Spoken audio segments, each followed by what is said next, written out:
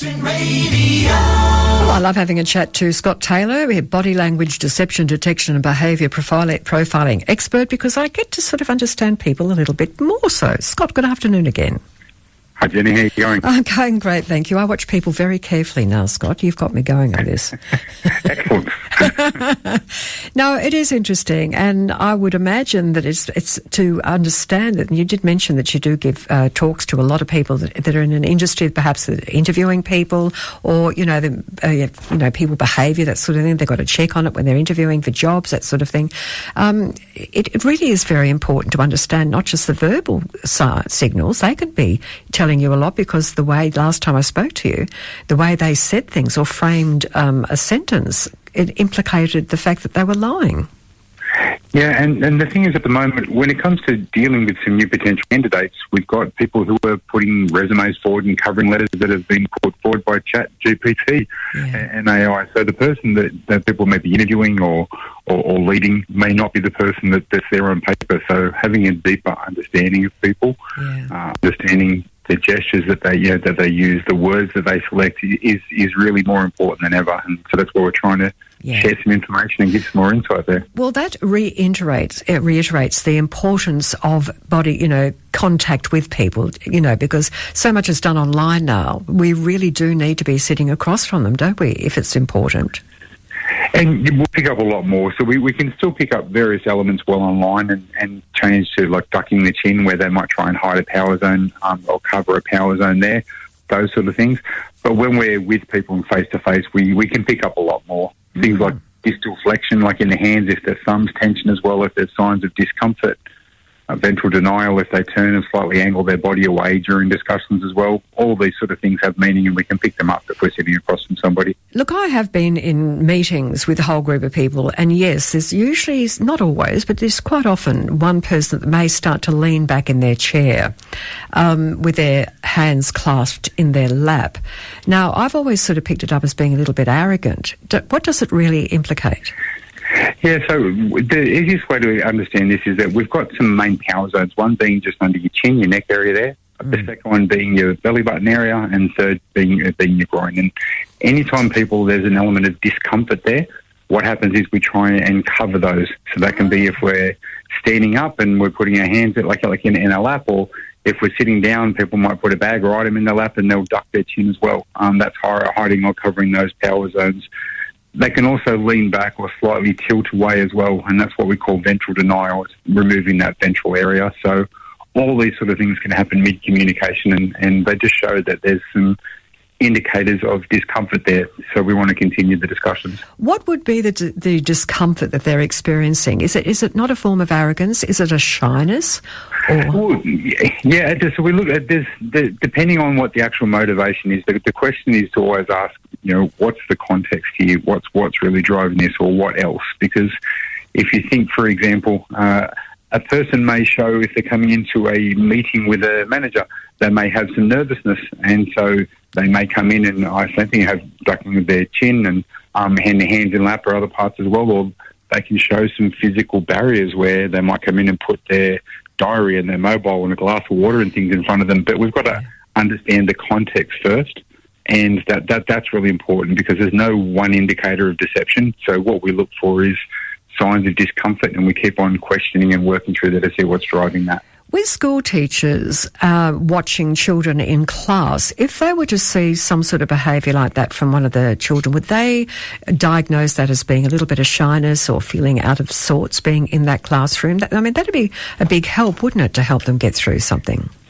It is, and you touched on a really important part there. Is what happens is with different interactions, we've got to be mindful as to what we project, like under the conversation, what we're bringing with us to an interaction. If we come into a meeting with somebody thinking dishonesty or thinking arrogance or those items, then we're going to see indications of that, just some of the bias that we have. So the important part when you're trying to understand people more deeply from their nonverbals and also from that word analysis is to come into things with that open, unbiased mind. Really just don't just come in to validate your own preset position. Yeah. Come in to genuinely be other people-centric, and these things will have a lot more meaning for you. If that happens, if you're in management and you have an employee that shows those signals, how do you think they should handle it? What would you recommend?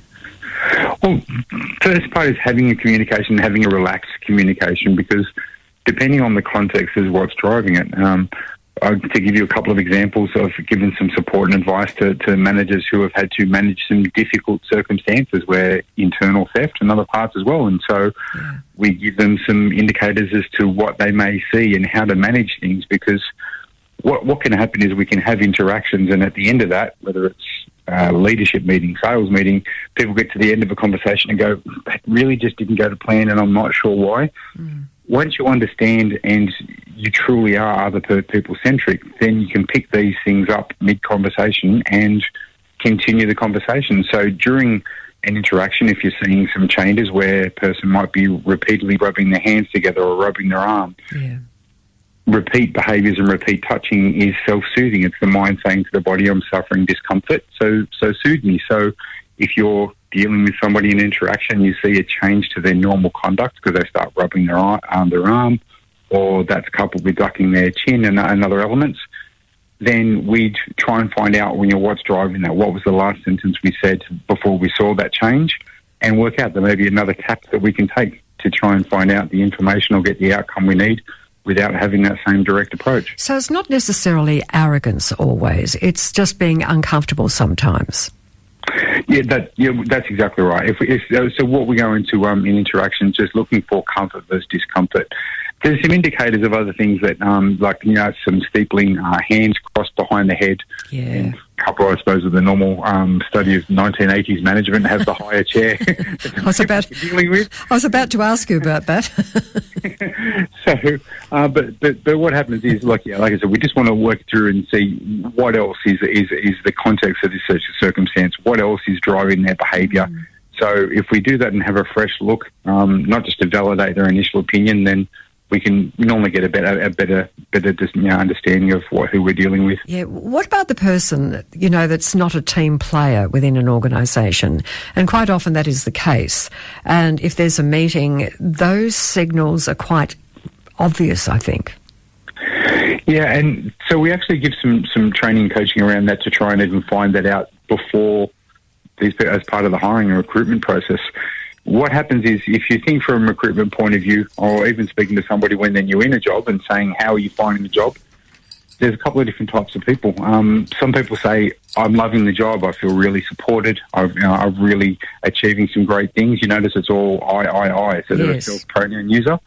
Or I call them optometrists because they're eye specialists. I can, I will, I am. And the other one is, how are you finding work? Or how's the things here? I'm part of a great team. We're doing well together. We're really working and progressing. That's a team pronoun user. So you'd normally find early in the piece the people that are going to be those sort of standalone and optometrists. Yeah. You pick very early because of that self-pronoun usage you're on. You did mention the 80s. And do you mind if I sort of go back and reminisce, not reminisce because it wasn't pleasant, but there was a certain person who would sit at the desk, management, with a high chair, yes, you're right, and have the feet on the desk. Yeah. I mean, a couple of elements with that. So anything showing confident people take space. And it's the same even like with animals, like the animal kingdom, you see that's why tigers have the whites painted on their ears, so when they're drinking they look bigger. That's why animals pop up and other things as well. It's the same thing with people. Confident people take space, and so what happens, the feet on chair or hands being out, sometimes what we're trying to do is showing confidence because of taking more space can come across as arrogance. So the hands behind the head coupled with that with the feet, aside from being very disrespectful in some cultures, showing the bottom of the feet as well, is definitely not aligned with current positive management process. You don't see it now, but I would have loved to have gone up and knocked the feet off the table, to be honest with you, or the desk. Yeah, it's just indicative of the times, but definitely not part of how we train people now. No, it's a good thing. Management, I suppose, really it's to their benefit, is it not, to get to understand body language if they are in charge of employing a lot of people?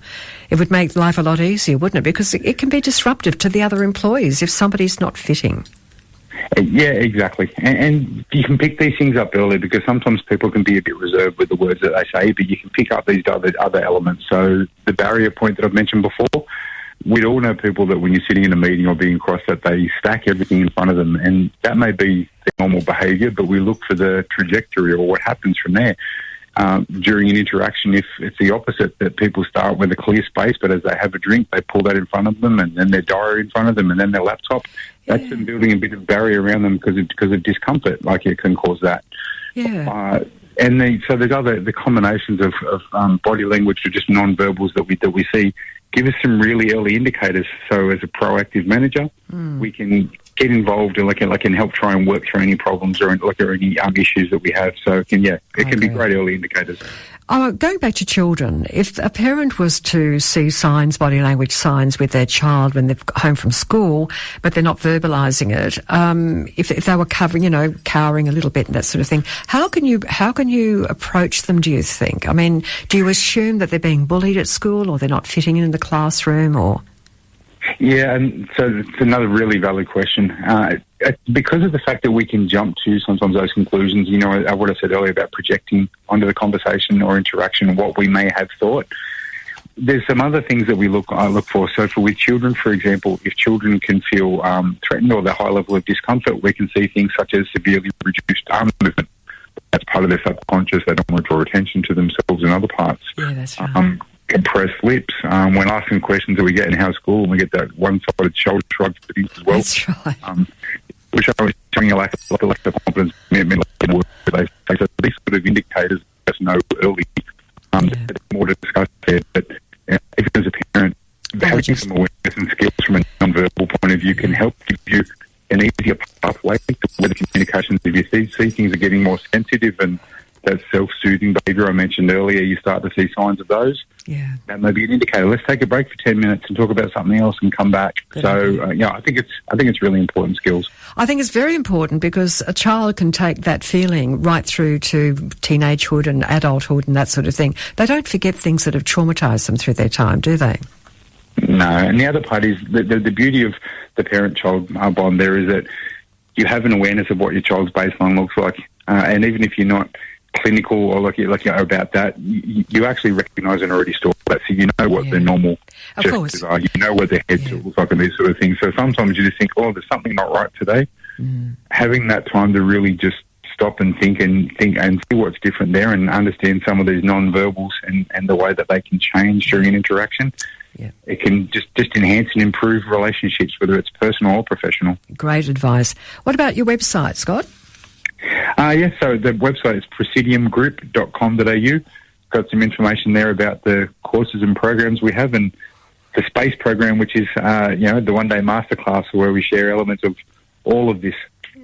So non-verbals, the word and statement analysis, and how we can improve our communication, just deepen our understanding of others. So I think we should all learn it. Definitely. Imagine when you go out at night, you look across the room and think, he's got something to hide. I better go and tell the girl that's with him. Yeah, well, you see that. I mean, that can be another catch-up we can have about the non-verbals for dating advice and what the difference with what thumbs really mean and what people do with their hands as well as part of the gestures. Yeah, happy to have that talk. That is a great idea. It really is. Good on you, Scott. Thank you.